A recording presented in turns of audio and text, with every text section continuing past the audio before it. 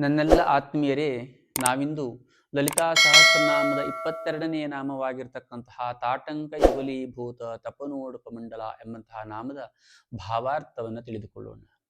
ತಾಟಂಕ ಯುಗಲೀಭೂತ ತಪನೋಡುಪಮಂಡಲ ಅಂತಂದ್ರೆ ಅಮ್ಮನ ಕಿವಿಯೋಲೆಗಳ ಜೋಡಿ ಸೂರ್ಯ ಮತ್ತು ಚಂದ್ರರಂತೆ ಪ್ರಕಾಶಮಾನವಾಗಿರ್ತಕ್ಕಂತಹ ಮಂಡಲಗಳಾಗಿದೆ ಎಂಬಂತಹ ಭಾವಾರ್ಥವನ್ನು ಹೊಂದಿರತಕ್ಕಂತಹದ್ದು. ಅಂದರೆ ಅಮ್ಮನ ಕಿವಿಗಳಲ್ಲಿ ಧರಿಸಿರತಕ್ಕಂತಹ ತಾಟಂಕಗಳು ಅಂತಂದ್ರೆ ಕಿವಿಯ ಓಲೆ ಅಂತ ಅರ್ಥ.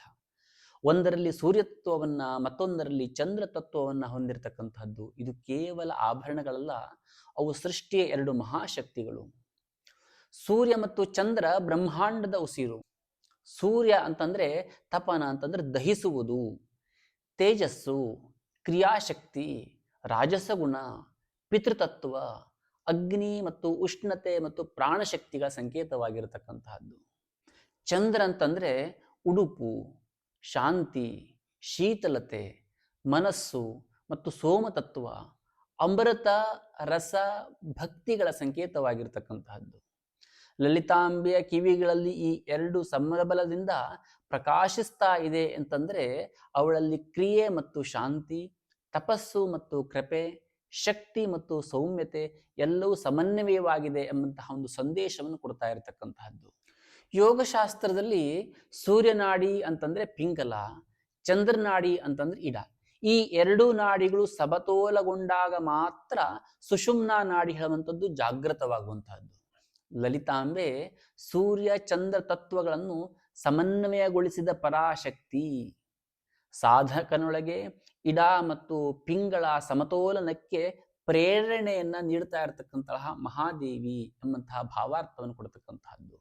ಹಾಗಾಗಿ ಈ ನಾಮವು ಸಾಧಕರಿಗೆ ಆಂತರಿಕ ಯೋಗ ಸಿದ್ಧಿಯ ಸಂಕೇತವಾಗಿರತಕ್ಕಂತಹದ್ದು.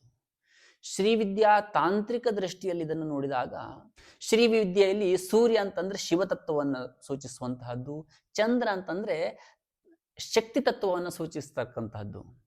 ಲಲಿತಾಂಬೆ ಶಿವಶಕ್ತಿಗಳ ಅವಿಭಾಜ್ಯ ಏಕತ್ವ ಎಂಬುದಾಗಿ. ಅಂದ್ರೆ ಆಭರಣಗಳಲ್ಲಿಯೂ ಕೂಡ ತತ್ವವನ್ನ ಹೊತ್ತಿರತಕ್ಕಂತಹ ಆ ಮಹಾದೇವಿ ಎಂಬುದಾಗಿ.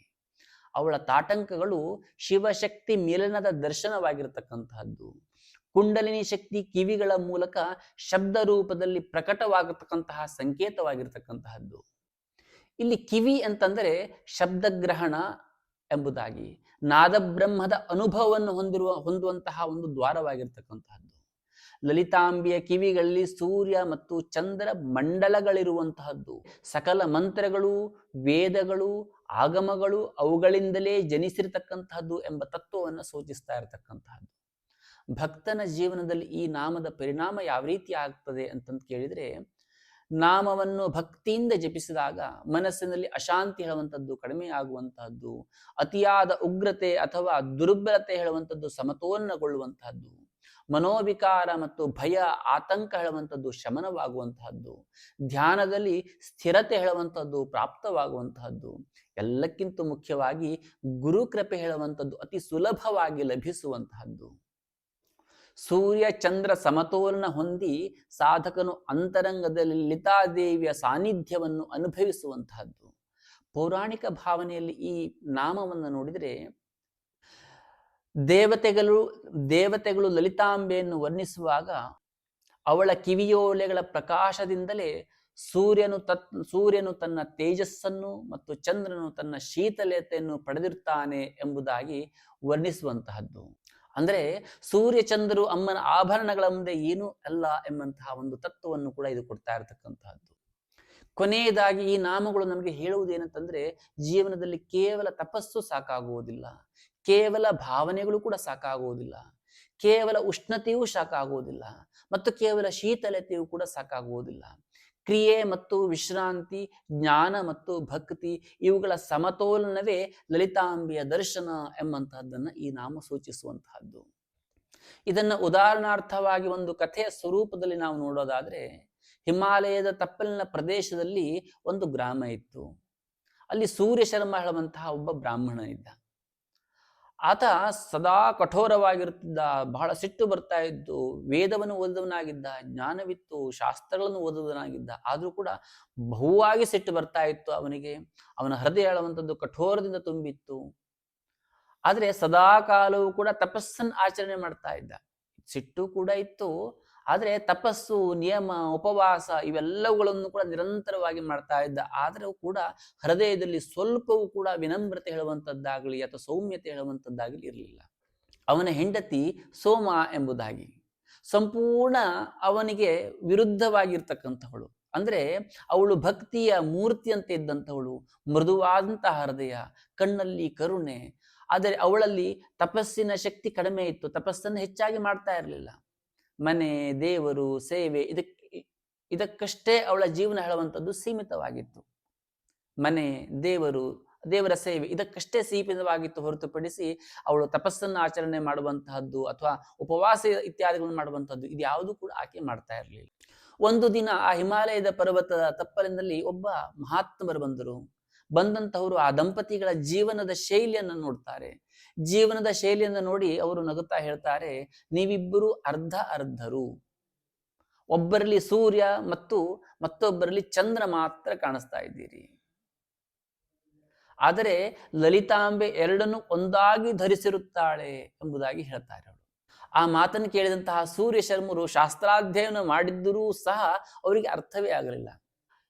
ಆ ಭಗವತಿ ಸೂರ್ಯ ಮತ್ತು ಚಂದ್ರರನ್ನು ಧರಿಸಿರುತ್ತಾಳೆ ಅಂದ್ರೆ ಹೇಗೆ ಎಂಬಂತಹ ಪ್ರಶ್ನೆಯನ್ನು ಕೇಳುತ್ತಾರೆ ಅವರು. ಗುರು ಉತ್ತರವನ್ನು ಕೊಡ್ತಾರೆ, ಅದು ಲಲಿತಾ ಸಹಸ್ರನಾಮದ 22ನೆಯ ನಾಮದ ರಹಸ್ಯವಾಗಿರ್ತಕ್ಕಂತಹದ್ದು, ತಾಟಂಕ ಯುಗಲೀಭೂತ ತಪನೋಡಪ ಮಂಡಲ ಎಂಬುದಾಗಿ ಆ ಗುರು ಹೇಳುವಂತವ್ರು ಹೇಳ್ತಾರೆ. ಆದರೂ ಕೂಡ ಈ ಸೂರ್ಯ ಶರ್ಮರಿಗೆ ಅದು ಅರ್ಥವೇ ಆಗೋದಿಲ್ಲ. ಆವಾಗ ಆ ಮಹಾತ್ಮರು ಅವರಿಗೆ ಒಂದು ಆಶೀರ್ವಾದವನ್ನು ಮಾಡಿ ಹಾಗೆ ಹೊರಟು ಬಿಡುತ್ತಾರೆ. ಆ ಮಹಾತ್ಮರ ಅನುಗ್ರಹದಿಂದ ರಾತ್ರಿ ಇಬ್ಬರಿಗೂ ಕೂಡ ಒಂದೇ ರೀತಿಯಾಗಿರತಕ್ಕಂತಹ ಕನಸು ಬೀಳುತ್ತದೆ. ಯಾರಿಗೆ? ಸೂರ್ಯ ಶರ್ಮರಿಗೆ ಮತ್ತು ಅವರ ಹೆಂಡತಿಗೆ ಇಬ್ಬರಿಗೂ ಕೂಡ ಒಂದೇ ರೀತಿಯಾಗಿರತಕ್ಕಂತಹ ಸ್ವಪ್ನ ಬೀಳುವಂತಹದ್ದು. ಒಂದು ಅತಿ ಸುಂದರವಾದ ದೇವಾಲಯ, ಒಳಗೆ ಪ್ರವೇಶಿಸಿದಾಗ ಮಧ್ಯದಲ್ಲಿ ಲಲಿತಾಂಬೆ, ಅವಳ ಮುಖದಲ್ಲಿ ಸೌಮ್ಯವಾಗಿರ್ತಕ್ಕಂತಹ ನಗು, ಅವಳ ಕಿವಿಗಳಲ್ಲಿ 2 ಕಿವಿಯೋಲೆಗಳು. ಒಂದು ಕಿವಿಯೋಲೆ ಬೆಂಕಿಯಂತೆ ಪ್ರಕಾಶಮಾನವಾಗಿತ್ತು, ಸೂರ್ಯನಂತೆ ತೇಜಸ್ಸಿಂದ ಕೂಡಿತ್ತು. ಮತ್ತೊಂದು ಅಮೃತದಂತೆ ಶೀತಲವಾಗಿ ಹೊಳೆಯುತ್ತಾ ಇತ್ತು, ಚಂದ್ರನಂತೆ ಶೀತಲವಾಗಿ ಸೌಮ್ಯವಾಗಿ ಕಾಣಿಸ್ತಾ ಇತ್ತು. ಇಂತಹದ್ದೊಂದು ಸ್ವಪ್ನ ಅವರಿಗೆ ಬೀಳುತ್ತದೆ. ಸ್ವಪ್ನದಲ್ಲಿ ಸೂರ್ಯ ಶರ್ಮನ ಕೇಳ್ತಾರೆ, ಅಮ್ಮ ಇದೇನು ಅಂತೇಳಿ. ಅಮ್ಮ ಮೃದುವಾಗಿ ಉತ್ತರಿಸ್ತಾಳೆ, ಮಗನೇ, ನಿನ್ನ ತಪಸ್ಸು ಹೇಳುವಂಥದ್ದು ಸೂರ್ಯನಿದ್ದಂತೆ ಕಠೋರವಾಗಿರುವಂತಹದ್ದು, ಅಗ್ನಿಯಂತೆ ಸುಡುತ್ತಾ ಇರತಕ್ಕಂತಹದ್ದು. ನಿನ್ನ ಹೆಂಡತಿಯ ಭಕ್ತಿ ಹೇಳುವಂಥದ್ದು ಚಂದ್ರನಿದ್ದಂತೆ.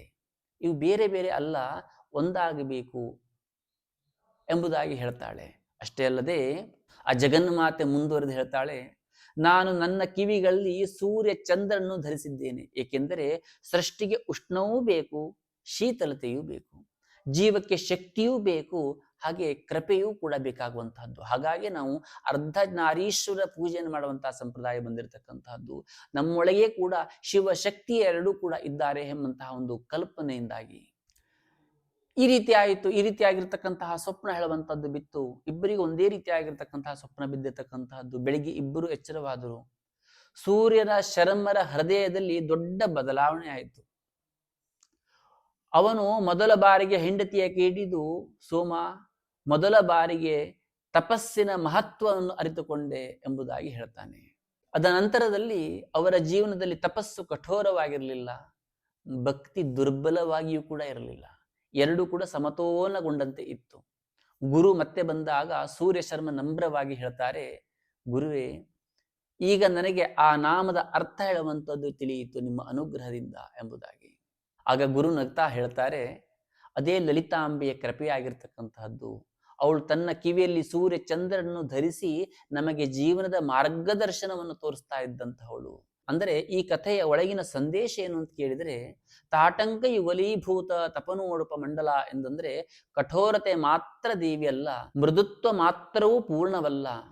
ಉಷ್ಣತೆ ಮತ್ತು ಶೀತಲತೆ, ಜ್ಞಾನ ಮತ್ತು ಭಕ್ತಿ, ತಪಸ್ಸು ಮತ್ತು ಕೃಪೆ ಇವು ಒಂದಾದಾಗ ಮಾತ್ರ ಲಲಿತಾಂಬೆಯ ದರ್ಶನವಾಗುವಂತಹದ್ದು. ಹಾಗಾಗಿ ನಮ್ಮಲ್ಲಿ ಭಕ್ತಿಯೂ ಕೂಡ ಬೇಕು, ಜ್ಞಾನವೂ ಕೂಡ ಬೇಕು, ತಪಸ್ಸು ಕೂಡ ಬೇಕು, ಕೃಪೆಯೂ ಕೂಡ ಬೇಕು, ಉಷ್ಣತೆ ಇದ್ದಂತೆ ಕಠೋರತೆಯೂ ಕೂಡ ಬೇಕು, ಮೃದುತ್ವವೂ ಕೂಡ ಬೇಕು. ಈ ರೀತಿಯಾಗಿರ್ತಕ್ಕಂತಹ ಸ್ವಭಾವವನ್ನ ಭಗವತಿ ನಮಗೆ ಕೊಡುತ್ತಾಳೆ ಎಂಬಂತಹ ಒಂದು ಭಾವಾರ್ಥವನ್ನ ಈ ಕಥೆ ಹೇಳುವಂಥದ್ದು ಸೂಚಿಸುವಂತಹದ್ದು. ಅಂದರೆ ತಾಟಂಕ ಯುಗಲೀಭೂತ ತಪನೋಡ್ಪ ಮಂಡಲ ಎಂಬಂತಹದ್ದು ಆ ಅಮ್ಮನ ಕಿವಿಗಳಲ್ಲಿ ಸೂರ್ಯ ಚಂದ್ರರು ಆಭರಣಗಳಾಗಿ ಪ್ರಕಾಶಿಸ್ತಾ ಇರುವಂತಹದ್ದು. ಅದರಿಂದಲೇ ಅವಳು ನಮ್ಮೊಳಗಿನ ಅಸಮತೋಲನತೆಯನ್ನು ಸರಿಪಡಿಸ್ತಾ ಇರತಕ್ಕಂತಹವಳು. ಲಲಿತಾಂಬೆಯ ಸ್ಮರಣೆಯನ್ನು ಮಾಡಿದರೆ ಜೀವನದಲ್ಲಿ ಅತಿರೇಕಗಳು ಕೂಡ ಮೃದುವಾಗಿ ಸಮವಾಗುವಂತಹದ್ದು. ಹಾಗಾಗಿ ನಾವೆಲ್ಲರೂ ಸಹ ಸರ್ವ ಸೌಭಾಗ್ಯದಾಯಕವಾಗಿರ್ತಕ್ಕಂತಹ ಕೋಟಿ ಲಲಿತಾ ಸಹಸ್ರನಾಮ ಮಹಾಯಾಗದಲ್ಲಿ ಪಾಲ್ಗೊಂಡು ಆ ಜಗಜ್ಜನನಿಯ ನಾಮಸ್ಮರಣೆಯನ್ನು ನಿರಂತರವಾಗಿ ಮಾಡ್ತಾ ಆ ಜಗನ್ಮಾತೆಯ ಅನುಗ್ರಹದಿಂದ ನಮ್ಮ ಜೀವನದಲ್ಲಿ ಸಂಭವಿಸುವಂತಹ ಅನೇಕ ರೀತಿಯಾಗಿರತಕ್ಕಂತಹ ಅತಿರೇಕಗಳನ್ನು ಕೂಡ ಮೃದುವಾಗಿ ಪರಿವರ್ತನೆಯನ್ನು ಮಾಡಿಕೊಂಡು ಸುಖ ಸಂಸಾರವನ್ನ, ಸುಖ ಜೀವನವನ್ನ ಅನುಭವಿಸೋಣ ಎಂಬುದಾಗಿ ಹೇಳ್ತೇನೆ. ಅಷ್ಟೇ ಅಲ್ಲದೆ ಪ್ರತಿನಿತ್ಯವೂ ಕೂಡ ಲಲಿತಾ ಸಹಸ್ರನಾಮ ಪಾರಾಯಣವನ್ನು ಮಾಡೋದ್ರ ಒಟ್ಟಿಗೆ ಆ ಭಗವತಿಯ ನಾಮ ಸ್ಮರಣೆಯನ್ನು ಕೂಡ ಇನ್ನೂ ಹೆಚ್ಚಿನದಾಗಿ ಪಸರಿಸೋಣ, ಎಲ್ಲ ಕಡೆಯಲ್ಲೂ ಕೂಡ ಹಂಚಿಕೊಳ್ಳೋಣ ಎಂಬುದಾಗಿ ಹೇಳ್ತೇನೆ. ಎಲ್ಲರೂ ಕೂಡ ಈ ವಿಡಿಯೋ ನೋಡ್ತಾ ಇದ್ದಂಥವರು ಆದಷ್ಟು ಶೇರ್ ಮಾಡಿ ಅಂತ ಹೇಳಿ ಪುನಃ ಹೇಳ್ತೇನೆ. ನಮಸ್ಕಾರ.